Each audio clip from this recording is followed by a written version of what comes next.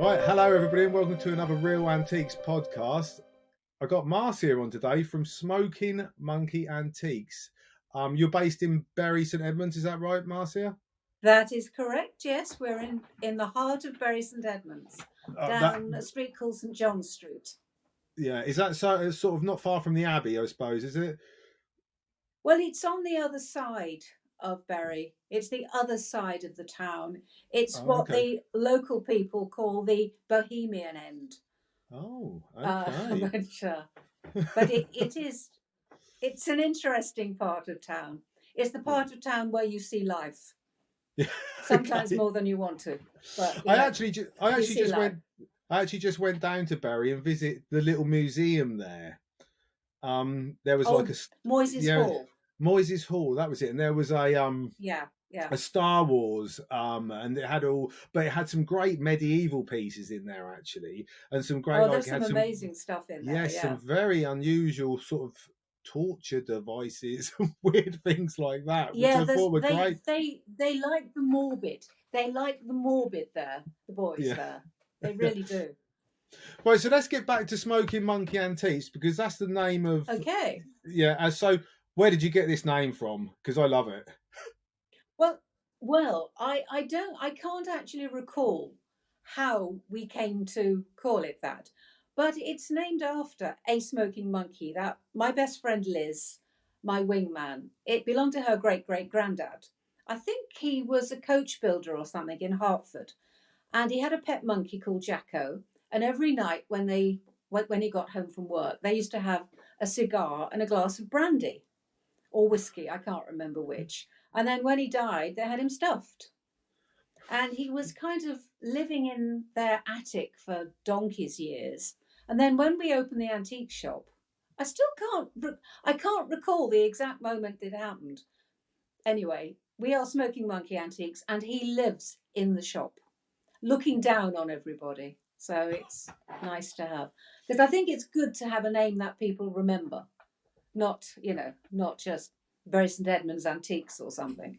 Yeah, something with a bit of that is and it certainly is a name to remember. I've always stuck in my head, Smoking Monkey Antiques. I think it's such a great name. That's good. You see, it worked. Have you been going long, Marcia, down in Bury? How long have you been going down there? The shop I opened 7 years ago. And to be honest, I wasn't going to open an antique shop. I was just going to sort of sell at fairs and online, that kind of thing. But I was walking down St John's Street one day, and there was a purpose-built Victorian corner shop. Lots of windows, door in the middle on the corner. And I just thought that would make a perfect antique shop. And I just threw caution to the wind, my entire pension fund, every penny I owned. I bought it. And if I'm just kind of deciding what kind of cake, that can take hours. But I just kind of knew it was the right thing to do. So I thought, I'm buying it. And I did. Yeah. And fortunately for me, it's worked. That was just like that, really. And we were talking. I've always wanted.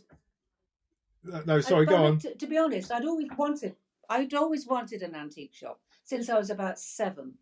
But I've always had to do sensible jobs to earn money to pay mortgages and rents. So the day I got my pension, when I was 62 3/4, I gave in my notice and I just started doing what I wanted to do. Because I thought, really, I don't want to die never having done what I really want to do. And that's it. Oh, that's amazing. In a nutshell.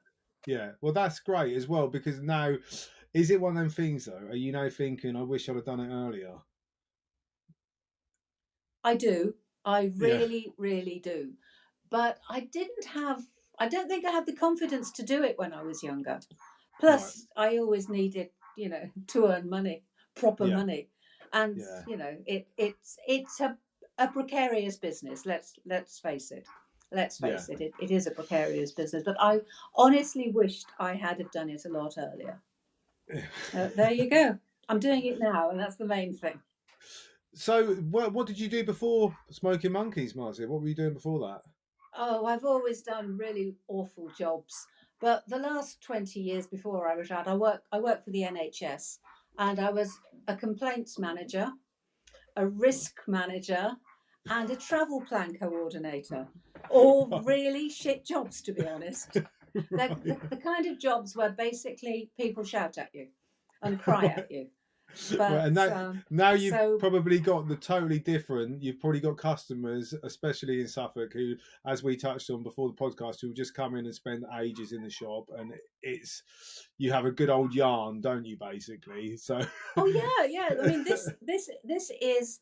I mean, although it's kind of quite hard work, and it comes with you've got overheads, as I always tell my customers when they're trying to get the prices right down. Mm, It's just wonderful. You meet so many lovely people, and every day you learn something, that you find something you didn't know existed, and you find out about things. So yeah, although it's work, it doesn't feel like work, if mm, that makes sense to you. It's yeah, just fun. and I think that's a That big. comes with a few responsibilities, like paying the bills.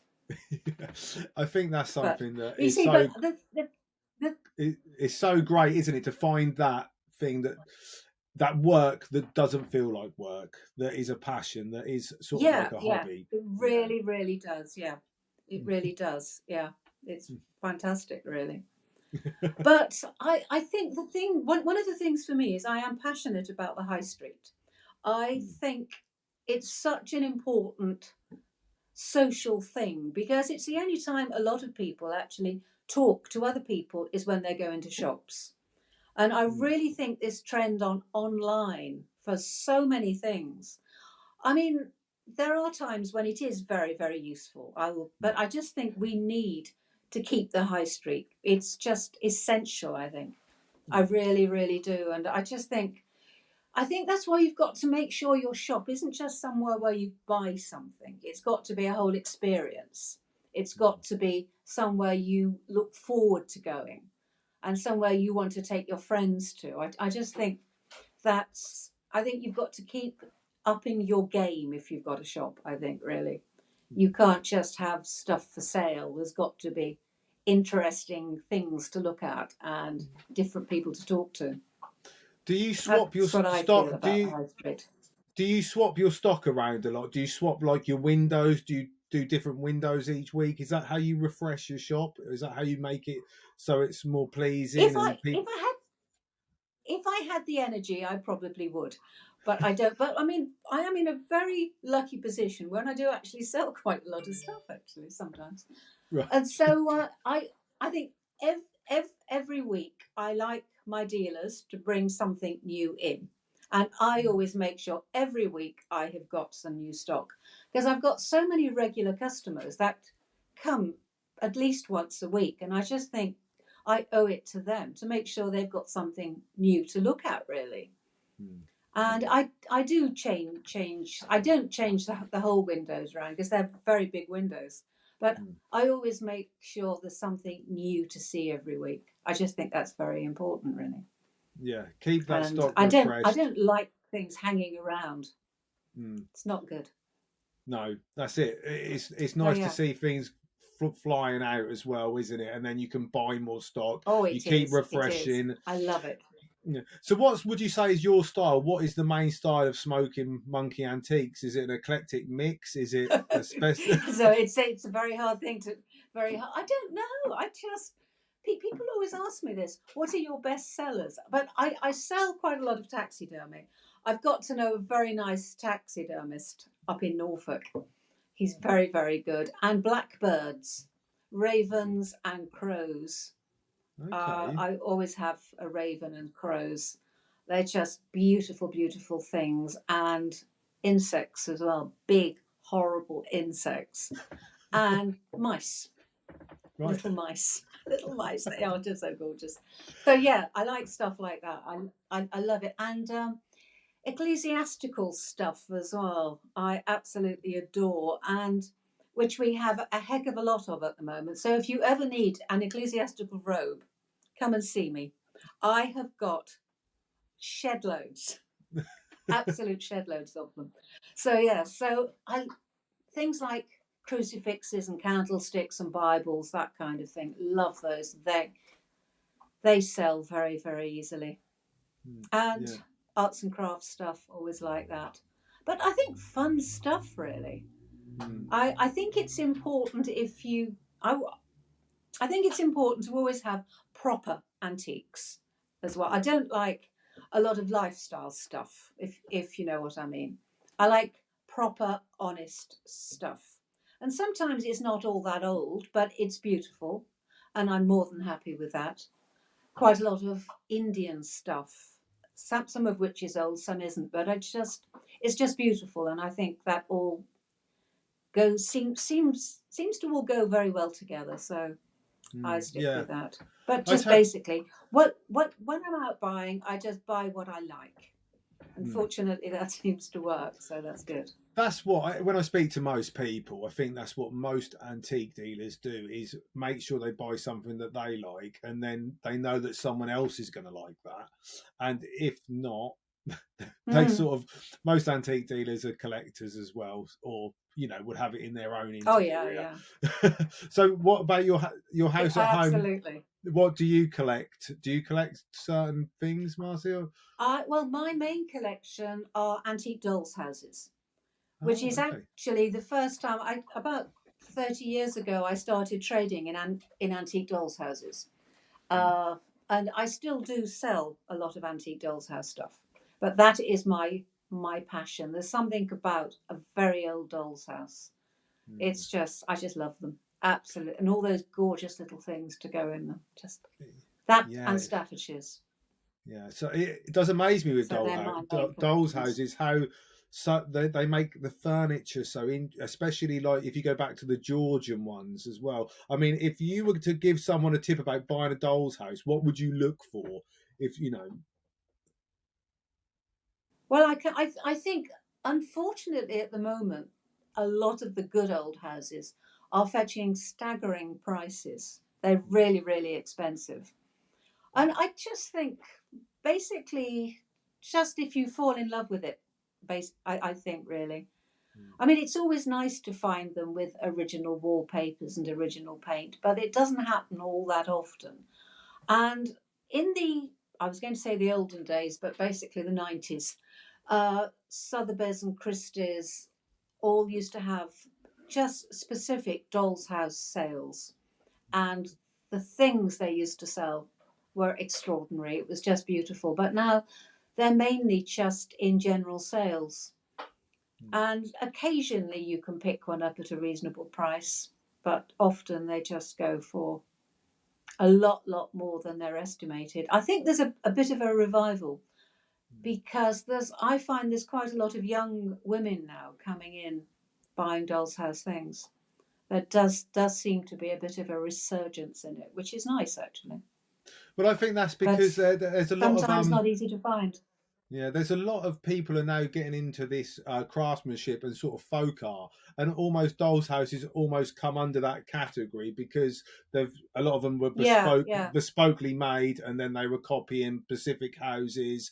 I mean, I love some of the old Mm, Georgian townhouses as doll houses. They are just amazing, And then, like what you were saying, mm. the craftsmanship that goes into making the furniture, the interiors, inside these dolls' houses as well, really is sort of like a folk art, isn't it? Basically, yeah. It is, it is. But I prefer, I mean, quite in the 80s and 90s, there was an awful lot of modern dolls' house stuff around, and they were incredibly popular, but that seems to have died down a bit now. But I think the old furniture, even though it's not perfect anymore, it's been played with sometimes over hundreds of years. I much prefer the look of that, and to have new things in old houses just doesn't look right. I don't like perfection though. I don't like perfection in anything really. I just think it's overrated.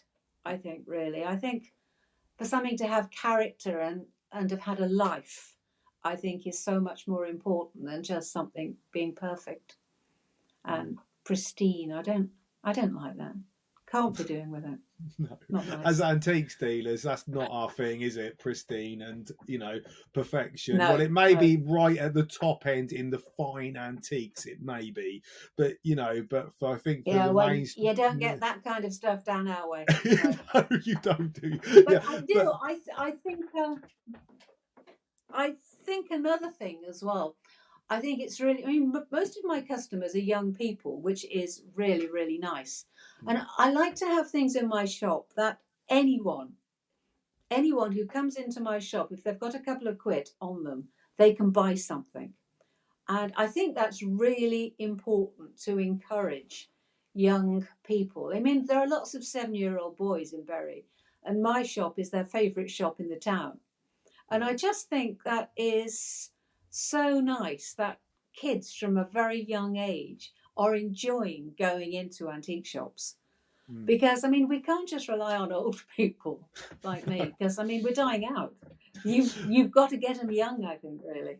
yeah, and that will keep that resurgence of the high street going as well, won't it? Because Yeah, yeah. from what I've been hearing recently as well, there seems to be that resurgence in the high street. I mean, I know up in Bungay and places like that. I spoke earlier on a podcast. There's been about 3 or 4 new little antiques and interior shops opening up on the high street there. You're finding Oh, them, that's good. you're sort of finding them sprouting up in different places. I think people have just got enough confidence to sort of give it a shot. And then there's also just enough clients Hmm. out there who want something different and not a mainstream sort of flat packy type bought thing, in their house. They want something with a bit of soul and a bit of feeling. So I think there's definitely that Yeah, resurgence yeah, in the yeah. high street. And I think you're right. If we can attract the younger the better, basically. And if there's 7-year-old boys Mm. that love coming into your shop and seeing a taxidermy mouse or something like that, or something different and Mm. unusual, that will always be there for them, and then they will want that Yeah, yeah, nostalgia. exactly. They will want that Exactly. nostalgia when they get older and at an age where they have expendable money. That will be their nostalgia, hopefully. So keep the Mm. antique Yeah, shops yeah. going. No. No, I think as well, I mean, there's so much talk about sustainability at the moment Mm. as well, and sort of not buying new. And I think because I don't buy big items, I only buy items I can easily pick up, because I'm not prepared to damage my back, to be honest. And so I think my shop is often used as a gift shop. People come in and buy presents for their friends and their families, rather than going to Marks and Spencers or buying something new. And I think that seems to be an increasing trend. I think, which I think is very healthy. I think Yeah, so. definitely, Yeah, it's all because good. because that's because that's gifted as well. It's also added that extra something to it because someone's given it to you as well. So someone's went out Yeah, and yeah. chose you. So you've got that extra appeal and that extra sort of nostalgia in the future. Oh, so and so got that. I Mm, can remember that, and they said they got it from Smoking Monkey Antiques. And it's that mm, resurgence that will keep going, which is great. Now, yeah. now, And Mars, also, if yeah, yeah, yeah. Go. Sorry. sorry, you you Yeah, you. disappeared. Okay, I you're don't back. know. Yeah. Right, go. Yeah. So, Marcia, also, you have another because I know you on Instagram as Smoking Monk Antiques, but you also talk me through this because you do some sewing stuff, don't you? Now, look, I know nothing about sewing or anything, but could you Mm-hmm. talk me through what you do, please? Yeah, it's a complete mystery to me. My other account, it's just gone. It's gone mad. I'll be Right, honest. It's gone completely mad. I basically make all of my own clothes, or right, most of my own clothes, out of vintage fabrics. I don't buy anything new. right. It's Okay, all made out of old curtains and old duvet covers and old blankets. right. So yeah, and I do that. And a friend persuaded me to start posting them on Instagram, that kind of thing. So I did, Mm, and it's really nice because I get to talk to. If you talk about sewing and fabrics to people who don't like sewing and fabrics, you can actually see their eyes glaze over practically. But I get to talk to women all over the world, who enjoy fabrics and dressmaking and sewing as much as I do. Oh, that's I'm a woman obsessed with sewing. So when I'm not basically in the shop, I'm in my sewing room. I just love it. oh, And that's great. I get lots of people coming to Smoking Monkey who follow me, my personal account. So I get to meet a lot of really lovely people too. So it's fun. Yeah. It's good. Do you sell do you sell a lot of vintage fabrics and stuff at Smoky Monkey then as well? Do you incorporate that in Well, with? that's one of the things I'm planning on starting again next year. I've Mm, decided I am going to kind of encourage that side of things as well, mm, because I just think you can't just keep your shop exactly the same forever. And I've kind of got a few things I've planned for next year, like bringing in old fabrics, that kind of mm. thing, and a website as well that's currently being worked upon. And so yeah, they are. Nice. It is going to be more part of the shop next year. Yeah, Oh well, that's I great. have plans for that. Well, that's very sustainable as well, isn't it? You know what you do with Exactly, that. I exactly. mean, Yes, so that has got to be a great thing to push forward with.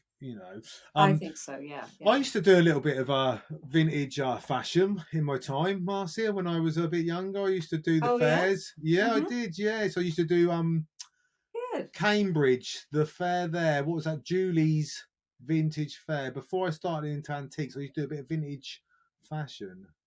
So that when it was, Really? this is I going back see. probably 15, maybe 20 years ago, I reckon, something like that. When it was real Mhm. hot, it was so, Yeah, yeah. yeah, it was good then. And then sort of it flooded with lots of people doing it. And it became a lot harder to find, you know, good pieces and stuff like that. Sort of everybody was doing it.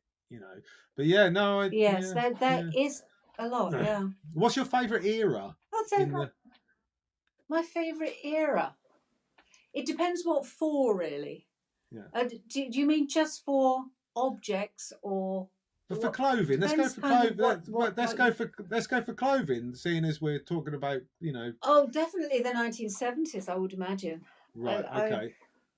it's kind of hard to know, really, but I love the arts and crafts women. You know, the kind of clothes they wore, with the sort of loose velvet embroidered garments. I think those I think are probably my favourite.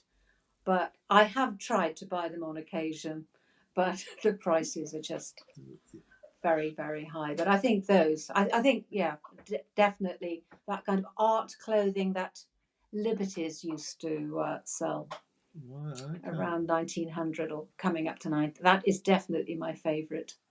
Nice. Followed by the 1970s, I think. I Yeah. Well, they're like not. colour.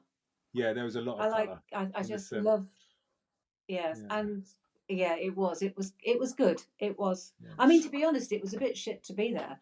But it's, the, the, well, you know, if you're a young woman in the 1970s working in an office, you weren't always treated like you'd have liked to have been treated. But the Right. clothes were brilliant. The clothes Yeah. were brilliant. And the music was good as well. Let's face it, the music Yeah. was good.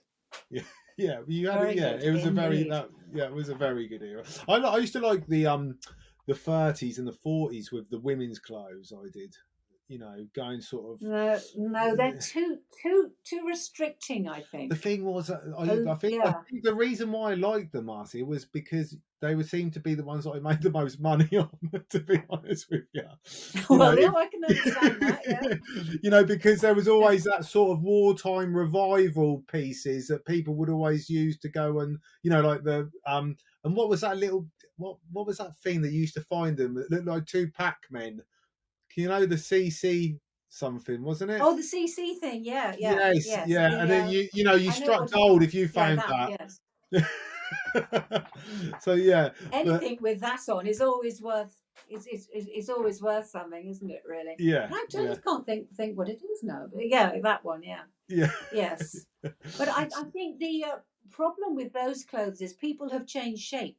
They're Mm, different shapes to the way they were then, mm. and so I think there are not many people who will actually fit into those clothes now. I don't Yeah, and think then you went back to like the because they're 20s. different. If you went back to the 20s and you had like a flapper dress or something like that, you'd be like, this is literally tiny, you know. And yeah, Mm, that you would just struggle to find someone that would fit it, basically, you know. You no. would, and also they were mainly, I thought, people who were buying them were more people who would just hang them in their boudoir or bedroom or something like that, you know, Oh yeah, as yeah, more a decoration yes, type thing. But yeah, no, yes, yeah, I must admit, I used to like the, dealing in the vintage fashion. It was more women's than men's, to be honest with you, because there weren't a great deal of men into it. It was, mainly the women that were into the vintage fashion. So, yeah, yeah. I but think also a lot of men used to wear their clothes till they wore them out, and yes. so they probably couldn't be resold. Whereas women tend to change their clothes more. I think there is something in that though. But I think one of the things I like about now is you don't.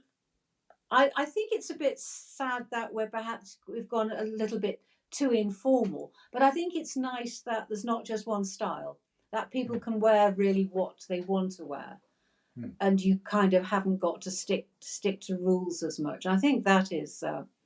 I And I think think that's very healthy. I think and really. I think that has actually come from people selling vintage clothing as well, because there's so many different styles of people who dress from all of these different eras. Suddenly you have like people who dress like from the 80s, the 70s, the 60s, the 40s. They all keep reviving themselves, but they were all once an Mm. era as well, weren't they?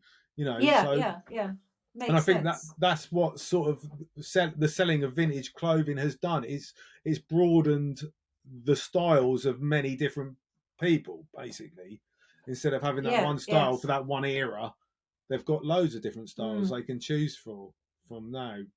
So where do people find you, I Marcia, if they want to look on Instagram? What is your handle on Instagram for your It's for both? Smoking Monkey Antiques. Yeah, yeah, and then Just what's your just plain Smoking Monkey Antiques. Yeah, and then you say, have you got a website for Smoking Monkeys Antiques? Have you got?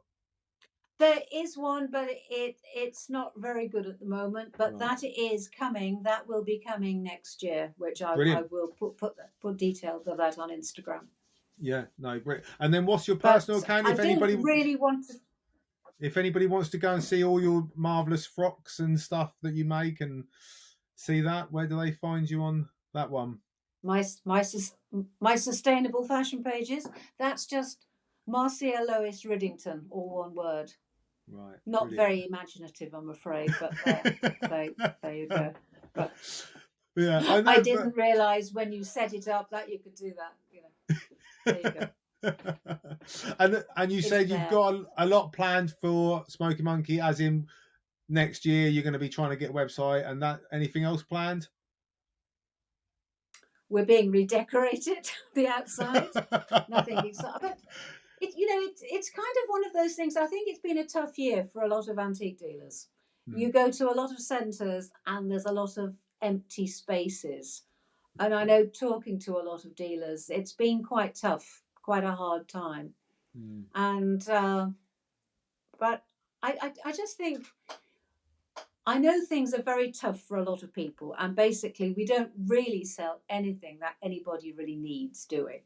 It's not like food or heating.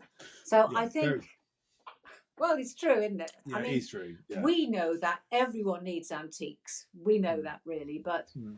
I know quite a lot of people who've had quite a bad time, and I think it's quite easy to just get a bit down about it. But I just think you've just got to keep on, really, keep on, and things will improve again. But Hmm, we're quite lucky. We've got very loyal hmm. customers, which is nice.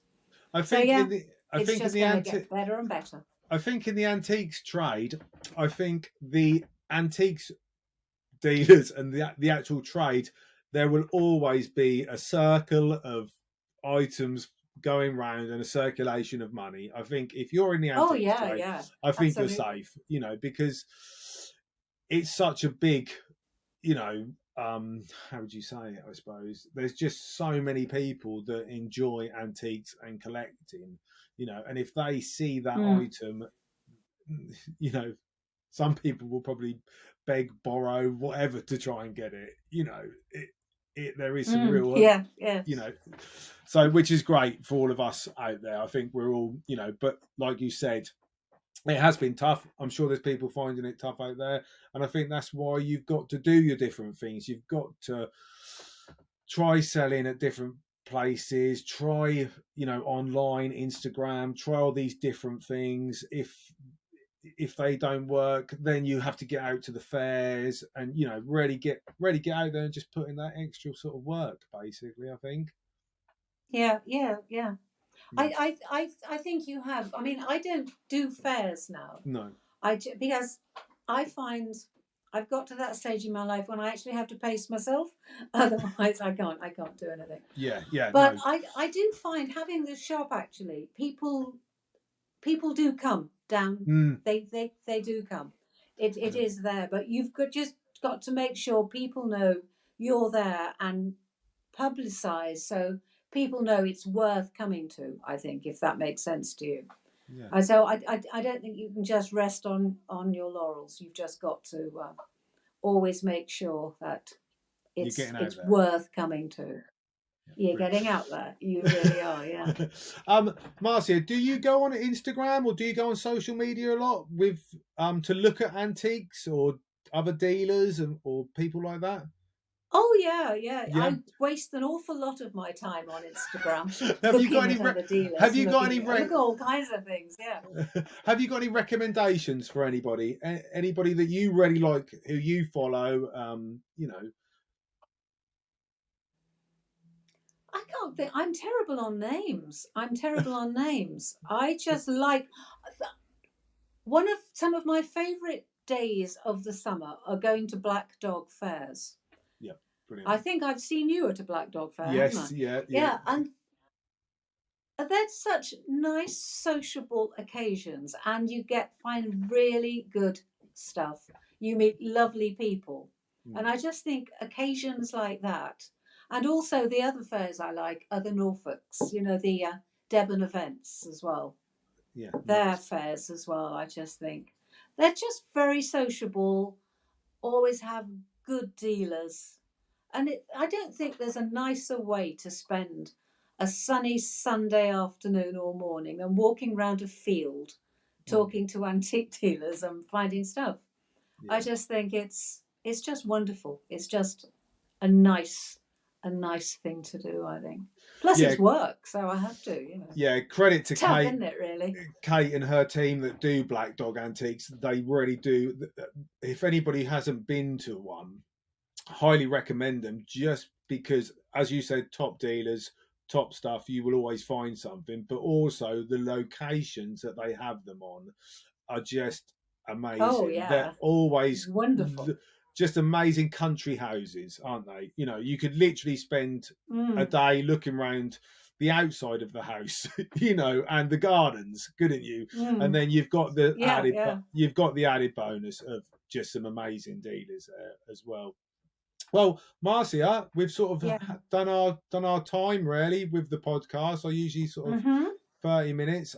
Just would like to say thank you for coming on and talking about Smoking Monkey Antiques. And anybody that's listening or watching, please get down and see Marcia in Bury St Edmunds. Bury St Edmunds is a beautiful town, isn't it? It's got the abbey.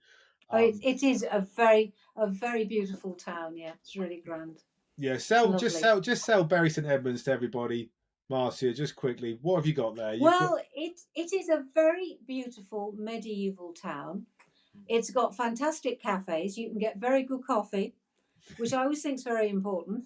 yeah, A few nice vintage shops, beautiful built, absolutely gorgeous old buildings. You've got a massive medieval church, ancient graveyard, you've got a cathedral, wonderful abbey ruins. It feels like being on holiday living here, I'll be honest. It's just very beautiful. It's fantastic. And the best antique shop in Suffolk, the bottom of St John Street. Brilliant. But Right. then I would say that, wouldn't I? Thank you very much, Marcia, and thank you for coming on the podcast. It's my pleasure. Thank you for having me.